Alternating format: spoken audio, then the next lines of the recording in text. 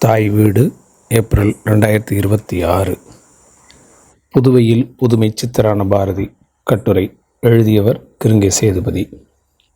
இளமை உத்வேகமும் லட்சிய வெறியும் விடுதலை வேட்கையும் உள்நின்று உந்த புரட்சி வீரராக புதுவைக்குள் புகுந்த பாரதியாருக்கு பத்திரிகை பணியே முதன்மையாக இருந்தது. அதற்கு பின்புலமாக நாட்டு விடுதலை ஓங்கி நின்றது.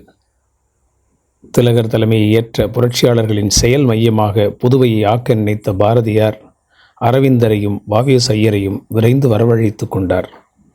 எண்ணம், எழுத்து, இயக்கம் எல்லாமும் விடுதலையை மையம் கொண்டதாகவே அமைந்தது. புரட்சிப்படைக்கு இளைஞர்களை திரட்டும் அளவிற்கு பல்வேறு தொண்டர்கள் துணையாகி நின்றார்கள். எல்லாமும் ஆஷ் கொலைக்கு பிறகு செயல் குறைந்து கிட்டத்தட்ட நின்றே போனது. ஆங்கிலேய ஒற்றர்களின் கண்காணிப்பிற்கும் அவர்களின் சதிகளுக்கும் ஈடு கொடுப்பதில் காலத்தை செலவழிக்க வேண்டிய கட்டாயம். இந்தியா முதலான இதழியல் இயக்கம் முற்றாக நின்ற நிலையில் ஸ்ரீ அரவிந்தர் யோகத்தில் ஒடுங்கினார். பாரதியார் படைப்பு தவத்தில் இறங்கினார். புதுவையில் வாழ்ந்த சாமியார்களின் தொடர்பினால் சித்த மனோபாவம் பாரதியை மெத்த ஆட்கொள்ளத் தொடங்கியது. அதற்கு குவளைக்கண்ணனின் கூட்டும் முக்கிய காரணம். யாப்பொழுங்கோடு செய்யுள் புனையும் கவிராயர்களின் மரபிலிருந்து முற்றிலும் மாறுபட்ட பாரதியின் பாடல்களின் புதுமையும் பொதுமையும் பொலிந்தன. தேசபக்திக்கு நிகரான தெய்வபக்தி உணர்வு ஓங்கியது. கூடவே சித்த மனோபாவமும் இணைந்தது. முன்னி கவிதை வெறி மூண்டு நனவழிய பொங்கி பிரவகித்த சொற்களின் கூட்டு குயில்பாட்டு, பாஞ்சாலி சபதம் ஆகிய குறுங்காவியங்களை ஈன்றெடுத்தது. வாசிப்பும் வாழ்வின் நேசிப்பும் புறவயமாக கண்டவற்றை அவயவமாக்கி பெற்ற அனுபவமும் அவரை கண்ணன் பாட்டுக்களை பாட வைத்தன. கூடவே அவரிடமிருந்து பிறந்த குறும்பாடல்களில் தத்துவச் செறிவும் தன்னிகரற்ற தரிசனப்பாங்கும் ஒளிர்ந்தன. எளிய சொற்களில் பல அரிய உணர்வுகளை பொதிந்த வண்ணம் பிறந்த பாடல்களை செவியற்றவர்கள் பலர். பாடல் லயத்தில் ஆழ்ந்த அவர்களால் ஆழ்ந்திருக்கும் கவியுளம் காண வாய்க்கவில்லை. ஆழ்ந்திருக்கும் கவியுளம் காண விழைவோர்க்கு அவர்தம் கம்பீர கானக்குரல் கேட்க முடியவில்லை. ஆனாலும் கேட்டவர்கள் சொல்லிய வண்ணம் பாரதியாரின் பாடலுள் புகுகிற போது அவரின் மகா கவித்துவ தரிசனம் யாவர்க்கும் வாய்த்து விடுகிறது. அப்படியான உணர்வு நிலையில் பாரதி பாடிய யோக சித்தி என்னும் வரம் கேட்கும் பாடல்களின் நிறைவாய் அமைந்த 3 பாடல்களை வாசிப்புக்கு உட்படுத்தினால் அவை சராசரி பாடல்களிலிருந்து விலக்கம் பெற்று பாரதி 66 பாடல்களின் வரிசையில் வைத்து சிந்திக்க வைக்கின்றன. அதன் முதற் பாடல் சித்தர்கள் செய்யும் ரசவாதத்தை முன்வைக்கிறது. கூடவே சித்தர்கள் செய்து காட்டும் சித்தாளர்களையும் சுட்டிச் செல்கிறது. 1. கல்லை வைரமணி ஆக்குதல். 2. செம்பை கட்டி தங்கம் எனச் செய்தல். 3. வெறும் புல்லை நெல் ஆகப் புரிதல். 4. பன்றிக்குட்டியை ஆண் சிங்கமாக்குதல். 5. மண்ணை வெல்லத்து இனிப்பு வரச் செய்தல் ஆகிய 5 சித்தாடல்கள் இப்பாடலில் இடம்பெறுகின்றன. இவை சித்தர்களின் ரசவாத செயல்களாகவும் அற்புதங்களாகவும் சித்தர்களின் வரலாற்றில் சுட்டப்பெறுகின்றன. இவையெல்லாம் பாரதி செய்ததாகவோ செய்ய கற்றதாகவோ செய்ய விரும்பியதாகவோ பதிவில்லை. அவை எதுவும் அவரது நோக்கங்களாக இருக்கவும் இல்லை என்பதை இப்பாடலின் இறுதி அடிகள் உறுதி செய்கின்றன. இந்த இடத்தில் இவை தொடர்பான என் அனுபவச் செய்திகளையும் சொல்லிவிடுகிறேன். என் இளவயதில் கண்கட்டி வித்தை செய்யும் திருக்கலைஞர்கள் மண்ணை சர்க்கரையாக்கி தந்ததையும் காய்ந்த மாயங்கொட்டையில் இருந்து புதிய மாங்கன்றினை தோன்றச் செய்ததையும் கண்டிருக்கிறேன். ரசவாதம் செய்த சித்தர்களின் செயலை கண்டவர்கள் சொல்லவும் கேட்டிருக்கிறேன். இந்த செப்படி வித்தைகளில் பாரதியாருக்கு நாட்டமில்லை.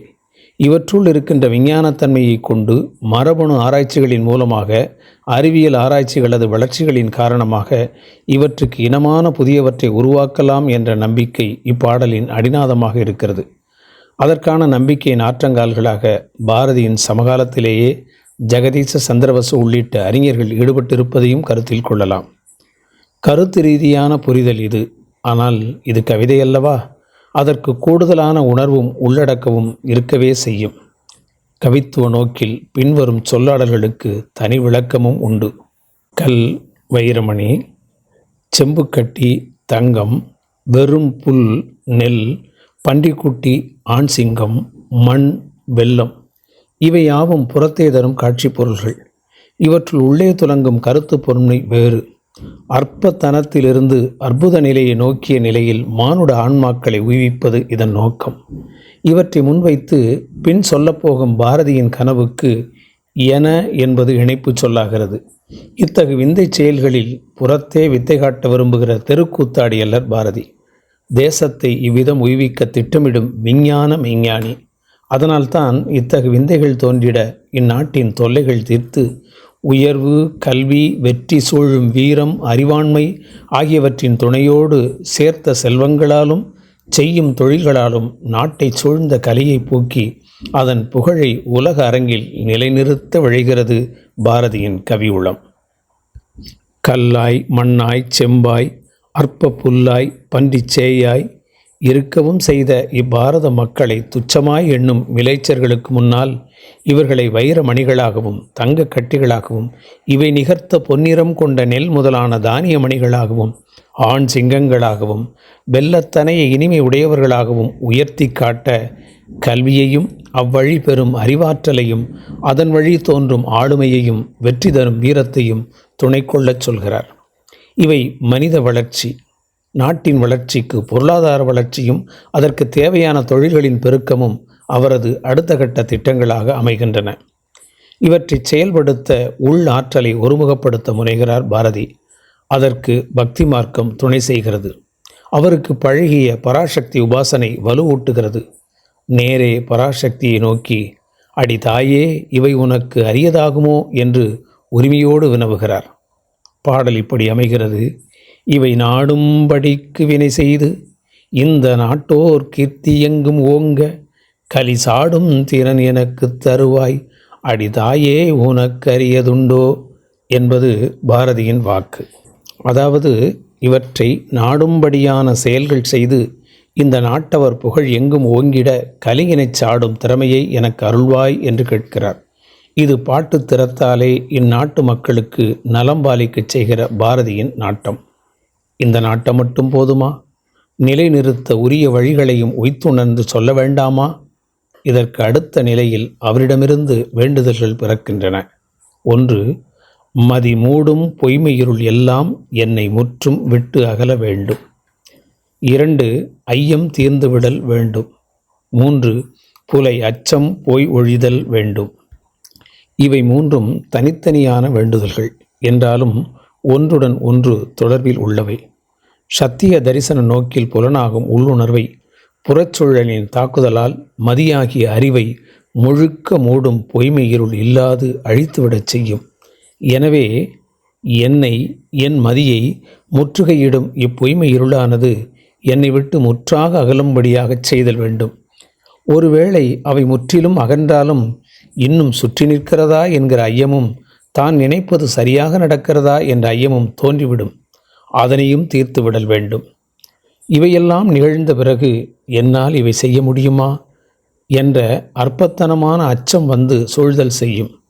அதையும் ஒழிக்க வேண்டும் என்றெல்லாம் நிதானமாக நினைத்து நினைத்து பார்த்து மெதுவாக, மிக மெதுவாக கேட்க வேண்டிய நிலையில் ஒருவித சலிப்புக்கு ஆளாகி விடுகிறது கவிமனம். அதனால் இவ்வாறு யோசித்து யோசித்து பைய சொல்வதற்கெல்லாம் எனக்கும் உனக்கும் நேரமில்லை. பிள்ளை தாயிடம் கேட்டா பெற வேண்டும், கேளாது கொடுப்பவள்தானே தாய். எனவே இந்த நவீன பாரத போர்க்களத்தில் செயல்முற்றும் அற்ற நிலையில் அர்ஜுனனைப் போல் நிற்கும் எனக்கு கண்ணனாக இருந்து உபதேசம் செய்து காரியங்கள் அனைத்துக்கும் துணையாக நிற்க வேண்டும் என்று கேட்கிறார். முந்தைய பாரத போரில் விஜயனை முன்வைத்து பாண்டவர்களுக்கு கண்ணன் மீட்டு தந்தது இழந்த நாட்டை. இப்போதைய சூழலில் நீ கண்ணனாக இருந்து என்னை அர்ஜுனனின் நிலையில் இருத்தி இந்த வையகத்திற்கே தலைமை தாங்கும் அன்பினை தருதல் வேண்டும் என்று ஒரு முறை பல முறை எனும் குறுகிய எண்ணிக்கையில் இல்லாமல் பல கோடி முறை தொழுது காளியை, வலிய சாமுண்டியை, ஓங்கார தலைவியை தன் இராணியாக பாவித்து வணங்கி பாரதி வேண்டுகிறார். இவ்வாறு சித்த நிலை தெரியாது செய்வணியில் தலை நிற்க திட்டமிடும் பாரதியின் யோக சித்தியின் இறுதி 3 பாடல்களில் மேலோட்டமான சித்த மனோபாவமும் உள்ளோட்டமாக வளர்ச்சியை நோக்கிய செயல் திட்டமும் துல்லியமாக தெரிகின்றன. இனி இப்பாடல்களை பார்க்கலாம்.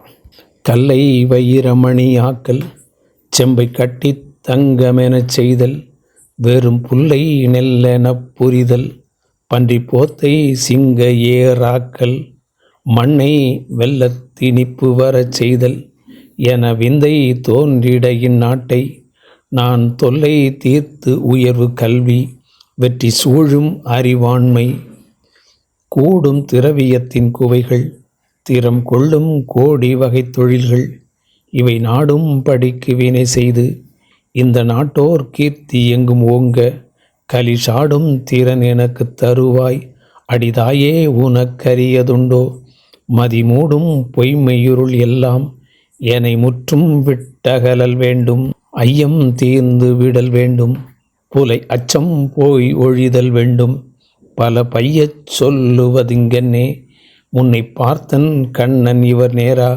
என்னை உய்யக் கொண்டருள வேண்டும் அடி உன்னை கோடி முறை தொழுதேன் இனி வையத் தலைமை எனக் கருள்வாய் அன்னை வாழி நின்னதருள் வாழி ஓம் காளி வலிய சாமுண்டி ஓங்காரத் தலைவி என் ராணி என்று முடிகிறது பாடல். வரங்கேட்டல் என்று தலைப்பிட்டு எழுதிய இப்பாடல்களை அச்சுக்கு அனுப்புகிற போது யோக சித்தி என்று தலைப்பிட்டிருக்கிறார் பாரதி. வரம் கேட்க வேண்டும் என்ற நினைப்பில் எழுதத் தொடங்கிய இப்பாடல்களின் வளர்ச்சி பாரதியை கவிஞர் என்ற நிலையிலிருந்து மேலுயர்த்தி யோகத்தில் ஆழ்த்தி விடுகிறது. சக்தியை முன்னிறுத்தி சித்தத்தை ஒருமுகப்படுத்துகிறார். அவருக்குள் பதஞ்சலி யோக சூத்திரம் வந்து மலர்கிறது. யோகம் என்பது சித்த விருத்திகளை அடக்குதல் என்கிறது இரண்டாவது சூத்திரம். கூடவே அவர் வியாக்கியானம் செய்த தொடர்களும் நினைவுக்கு வந்திருக்க வேண்டும். சித்த விருத்திகள் என்பன சித்தத்தின் இயக்கங்கள். மனம், புத்தி, சித்தம், அகங்காரம் என்ற நான்கினையும் சேர்த்து மனிதனுக்குள்ளே அந்தக்கரணம், அதாவது உட்கருவி என்று சொல்லுதல் வேதாந்த சாஸ்திர முறை.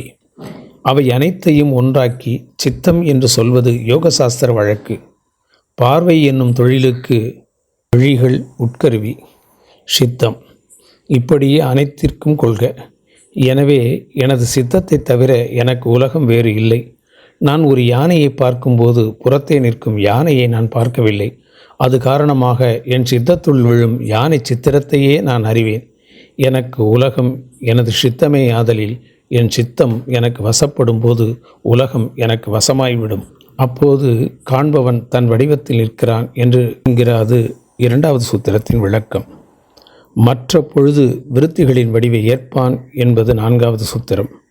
இந்த இரு சூத்திரங்களுக்கு காண்பவன் ஆத்மா சித்த செயல்களை அடக்கிய போது ஆத்மா தன் நிஜ சொரூபத்தில் இருப்பது என்பது சூத்திரத்தின் பொருள். மற்ற பொழுது என்றால் சித்த விருத்திகளை அடக்காத போது ஒருவன் முதலையை பற்றி எண்ணுகையில் அவனுடைய ஆன்மா முதலை வடிவம் பெற்று நிற்கும். நீ எண்ணுகிறபடியே ஆகிறாய், யத் பாவயசி தத் பவசி என்றும் மனம் போல் வாழ்வு என்றும் முன்னோர்கள் சொல்லியிருப்பது எதிர்காலத்தை மட்டும் சுட்டுவதன்று, நிகழ்காலத்திலும் உண்மை. எப்போது உன் மனம் எதை நினைக்கிறதோ அப்போதே நீ அதுவாகிறாய் என்ற இந்த விளக்கங்களுடன் பாரதியாரின் யோக சக்தி பாடல்களை படித்தால் அவரது சித்த மனோபாவமும் தேச தெய்வ பக்தி மனோபாவமும் நன்கு புலப்படும். பதஞ்சலி முனிவரின் யோக சூத்திரங்கள் படிந்த மனத்தின் பக்தி உணர்வாக இப்பாடல்கள் பிறந்திருப்பதை உணர்த்தும் விதமாக யோக சித்தி என்ற தலைப்பினை இட்டவர் பாரதி. இப்பாடலின் ஆசிரியனாகிய தன் பெயர் தராது ஓர் உத்தம தேசாபிமானி என்று தனக்கு பெயர் சூட்டி கொண்டும் இருக்கிறார். தனக்கு முன்னே எத்தனையோ சித்தர்கள் வந்து உதித்த இத்தரணியில் தானும் ஒரு சித்தனாக பிறப்பெடுத்த அதிசயத்தை முன் உணர்ந்த தருணத்தின் அடையாளம் இந்த பாடல். இது ஞானத்தை தேடி யோகத்துள் கூடி கண்டடைந்த அனுபவத்தின் சாரம். இதுவே மகாகவி பாரதியாரை தேசிய கவி என்ற நிலை கடந்த சர்வதேசிய கவியாகவும் உயர்த்தி காட்டுகிறது. காரணம், இந்த பாடலை தத்த மொழிகளில் பெயர்த்து படிக்கும் எத்தேசத்தவரையும் ஓர் உத்தம தேசாபிமானி ஆக்கிவிடுவதோடு அவரது சித்தத்தையும் ஒருமுகப்படுத்தி யோக பயிற்சி தந்து யோகியாக்கிவிடும் என்பதில் ஐயமில்லை. நன்றி.